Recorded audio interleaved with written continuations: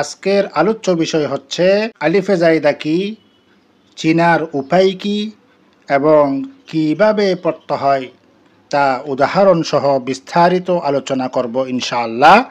আউযু বিল্লাহি মিনাশ শাইতানির রাজিম। বিসমিল্লাহির রহমানির রহিম। সম্মানিত জ্ঞান পিপাসু ভাই ও বোনেরা, আসসালামু আলাইকুম ওয়া রাহমাতুল্লাহি ওয়া বারাকাতুহু।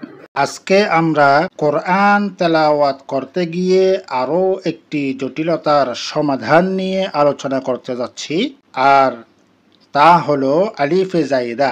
সুতরাং আজকের আলোচ্য বিষয় হচ্ছে আলিফে জাইদা কি, চিনার উপায় কি এবং কিভাবে পড়তে হয় তা উদাহরণ সহ বিস্তারিত আলোচনা করব ইনশাআল্লাহ। বিধায় আজকের ভিডিওটি খুবই গুরুত্বপূর্ণ, না টেনে সম্পূর্ণ দেখার জন্য অনুরোধ রইল। এখনো যারা সহজ কোরআন শিক্ষা চ্যানেলটি সাবস্ক্রাইব করেননি, সহি শুদ্ধ কোরআন তেলাওয়াত ও ইসলামিক জ্ঞান লাভের লক্ষ্যে করে রাখতে পারেন। ওয়ামা তাওফীকি ইল্লা বিল্লাহ। চলুন মূল আলোচনায় যাওয়া যাক।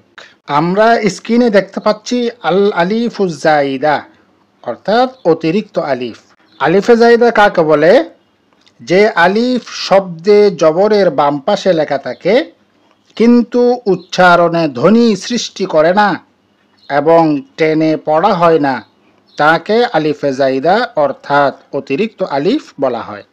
এখন আমরা আলিফে জাইদাগুলো কিভাবে চিনব সেটা একটু আলোচনা করি। আলিফে জাইদা চিনার জন্য দুইটা উপায় রয়েছে। এক নাম্বার হচ্ছে আলিফের উপর গুল চিহ্ন থাকবে। দ্বিতীয় নাম্বার হচ্ছে কোনো কোনো কোরআন শরীফে আলিফের উপরে গুল চিহ্ন থাকে না। ওই কোরআন তেলাওয়াত করার সময় আমাদেরকে বুঝতে হবে, যদি কোনো শব্দের মূল অক্ষরের বাইরে আলিফ লেখা থাকে এবং তা উচ্চারণে না আসে, সেটি আলিফে জাইদা।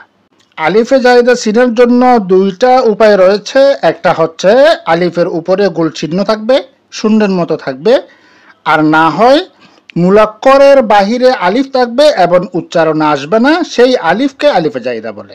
এখন আমরা কয়েকটা উদাহরণ দেখি, তাহলে আমাদের আরো একটু বুঝতে সুবিধা হবে। আমরা জানি জবরের বাম পাশে খালি আলিফ মদের হরফ হয়, মদের হরফ হলে আমাদেরকে এক আলিফ টেনে পড়তে হয়, কিন্তু এখানে এই আলিফটা হচ্ছে আলিফে জাইদা, এজন্য এখানে টান হবে না। আফা ইম্মাতা, এখানেও যদি দেখি লা, এই যে লাম আলিফ জবর লা, এটা কিন্তু জবরের বাম পাশে খালি আলিফ হিসেবে মদ হরফ হওয়ার কথা, এক আলিফ টেনে পড়ার কথা ছিল, কিন্তু এখানে আলিফের উপরে গোল চিহ্ন আছে, তাহলে এটা হচ্ছে আলিফে জাইদা অতিরিক্ত আলিফ।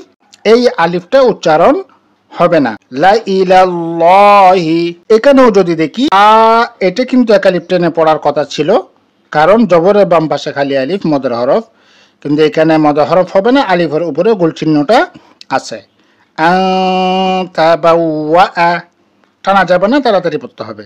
সেম এখানেও জবরের বাম পাশে খালি আলিফ মদ হরফ ছিল, কিন্তু আলিফের উপরে গোল চিহ্ন আছে, এটা আলিফে জাইদা। এখানেও আমাদেরকে তাড়াতাড়ি পড়তে হবে। লা আউ দাউ, সেম এখানেও ইন্না সামুদা, এই দা এটা টানার কথা ছিল, কিন্তু টানটা হবে না। উমামুল লিতাতলুয়া লাকিন্নাহু আল্লাহ, এই যে এখানে না আমরা টানি নাই, লাকিন্না আমরা তাড়াতাড়ি পড়ে ফেললাম। আফা ইম্মিতা সামুদা, তাহলে আমরা যেটা বুঝলাম, আলিফের উপরে যখন গোল চিহ্ন থাকবে সেটা হচ্ছে অতিরিক্ত আলিফ, এটা আর মত হবে না, আমাদেরকে তাড়াতাড়ি পড়তে হবে। এরপরেও যদি বুঝে না আসে তাহলে কমেন্টে জানাবেন, আরো সুন্দরভাবে আরো সাবলীল ভাষায় বুঝিয়ে দেওয়ার চেষ্টা করব ইনশাআল্লাহ। রাসূলুল্লাহ সাল্লাল্লাহু আলাইহি ওয়াসাল্লাম বলেন, বাল্লিগু আন্নি ওয়ালাউ আয়াহ, অর্থাৎ তোমরা আমার পক্ষ থেকে পৌঁছাও যদি তা একটি আয়াতও হয়। এই হাদিসের অনুসরণে লাইক, কমেন্ট ও শেয়ার করে ধর্মপ্রাণ মুসলিম ভাই বোনদের শিকার সুযোগ করে দিই, কেননা আমাদের শেয়ারের ফলে একজন ভাই কিংবা বোন যদি শিখতে পারেন, তাহলে আমরাও সওয়াবের ভাগীদার হব ইনশাআল্লাহ। পরিশেষে বলবো, আমরা যারা সহজ কোরআন শিক্ষা ইউটিউব চ্যানেল থেকে দেখছি, চ্যানেলটি সাবস্ক্রাইব করে বেল আইকনটা অন করে দেই। আর আমরা যারা ফেসবুক পেজ থেকে দেখছি, পেজটি ফলো করে রাখি, যাতে আমরা পরবর্তী ভিডিওগুলো ধারাবাহিকভাবে দেখে শিখতে ও জানতে পারি। আগামী পর্ব দেখার আমন্ত্রণ জানিয়ে এখানেই শেষ করছি। আসসালামু আলাইকুম ওয়া রাহমাতুল্লাহি ওয়া বারাকাতুহু।